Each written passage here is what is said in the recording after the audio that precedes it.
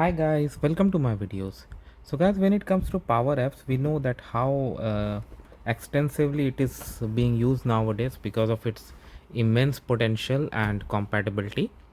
And more organizations, more and more applications are going towards Power Apps. So guys, a question comes that how we can add tooltip.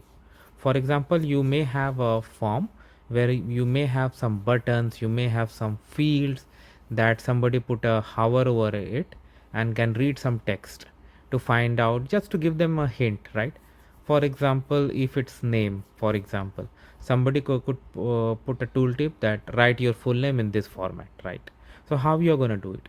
So first of all, you need to select the control. For example, you have the button, select the button, and then in this drop down of the relevant fields, go to the tooltip as I have selected here. Then in the function, put double quotes and then add a string. Again, you can use formulas if you want to add tooltip based on certain conditions, but for general case, just add it over there and it's gonna work. Thanks for watching, guys.